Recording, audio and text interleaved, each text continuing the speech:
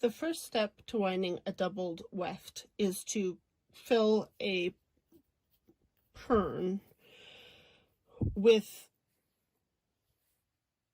one strand of what the weft you're going to double. So perns are made in various ways by different manufacturers. They are narrow at one end and wider at the end that goes onto the pin in the shuttle, and they are tapered. So often just the first portion of the pern is tapered, and then the rest of the shaft is pretty uniform in diameter, but the butt end of it is wider. So the base end of it, if you had it pointing up. All of these commercially made perns are like that. And often they have some little ridges here also to help grip the thread and to give you some guidance as to how to build the thread up on the pern, which I'll talk about in just a minute. This is another kind of pern, a little cardboard pern. It is also tapered, but this time all the way from the butt to the tip. And it's a real gentle slope the whole way.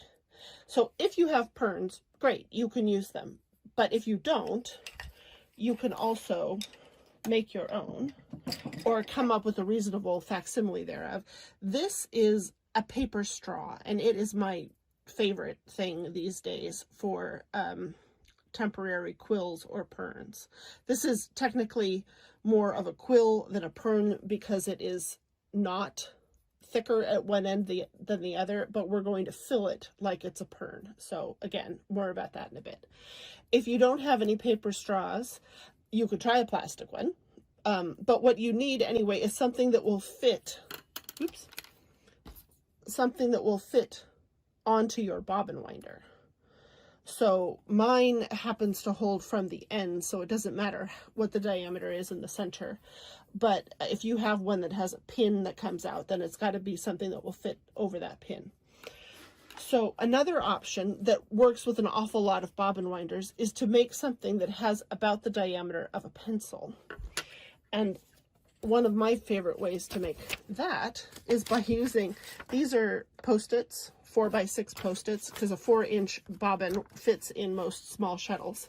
And this has got lines to follow, and it's got adhesive already built in. Now, the temptation, at least for me, is to start with the adhesive on the pencil, because then you don't have to hold anything in place. But it's really hard to get the pencil out. So learn from my experience and don't try that as it turns out to be not so clever trick. So just wrap the Post-it around the pencil, and if you can keep it straight on there, great, but it's not the end of the world if you can't. And then the adhesive just holds it all together. Now, if you don't have a Post-it pad this size, you can just use a piece of printer paper, cut it into quarters. Often helps to round the corners a little bit, and then you wrap that around something and then use a little bit of tape to keep it rolled up. So there, now that's a thing that I can use. So I'm going to go back to my paper straw and wind some thread onto this, technically a quill, but I'm going to use it as a pern, so that it pulls off of one end, not off of the side as a traditional bobbin does. So I need to reset my bobbin winder to hold this, and I'll be right back. All right, I'm back now, and I'm ready to wind my quill as if it's a pern. I've got the thread wrapped around the straw, close, but not all the way up to an end. There's a good finger's width there. If you don't want to get too close to the end, because then you run the risk of the thread falling off the back end of the straw and making a big tangle, and that's very, very frustrating. So the first thing I'm going to do is just build up a little bit of a mound here to simulate that taper that the perns had. And if you do this carefully, once you've had some experience, then all of this thread is going to be useful and usable. But if you don't do it very carefully, like I didn't on my first one,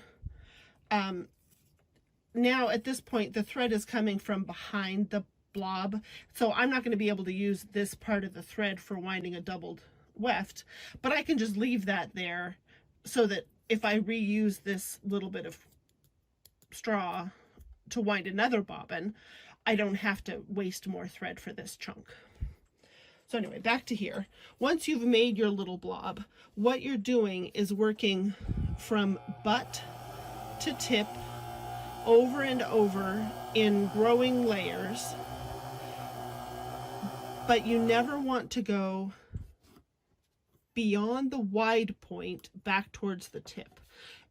Because this thread is going to pull off, sorry, back towards the butt. The thread is going to pull off the tip. It's going to pull off the end. And if it has to come over a thick spot, if it's coming from back here and has to get pulled past this thick spot, it won't feed properly. It just won't come off. So you always want to be working slightly forward of the layer previously and then not quite back as far.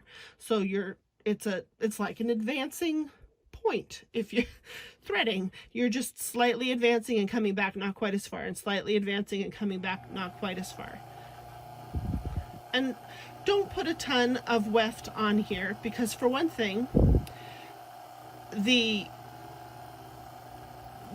this is only half of what's going to be on your eventual bobbin, recall. And for another, your little mug rugs don't require very much weft to complete. And for a third, you might want to change your weft color. So you don't need that much weft in any particular combination.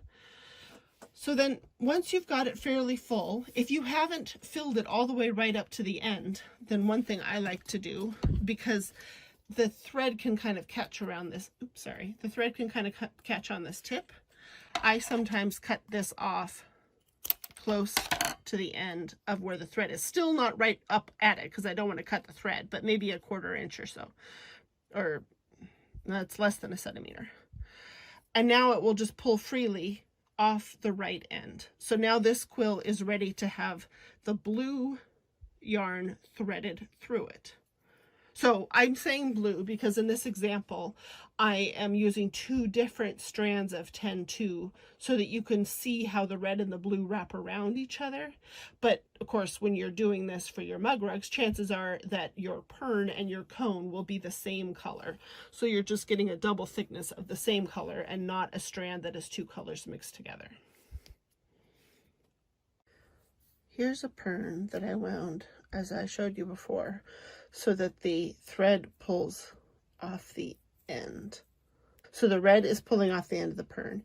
And then I have threaded the blue from the cone through the back end of the pern and out through the tip. So now if I pull them together in this direction, the red will wrap around the blue as it travels. And then those two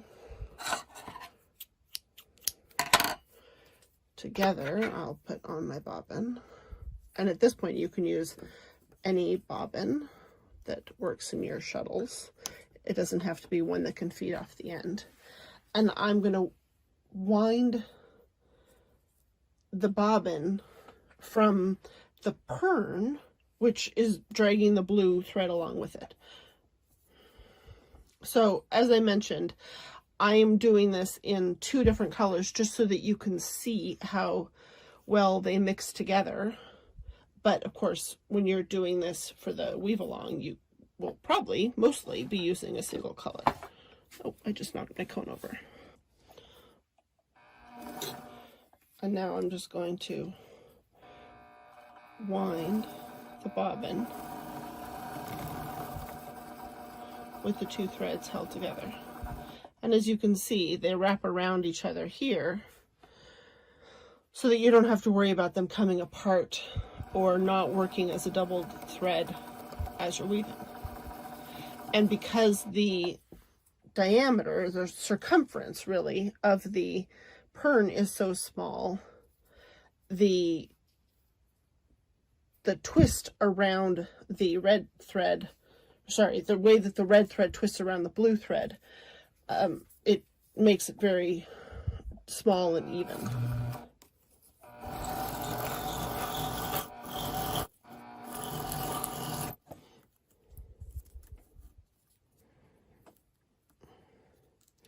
There, the red thread just caught around the back of the back of this bump, which is what the problem was. That's why you want the red thread to always be feeding from the end and not from the off the tip, and not from along the side.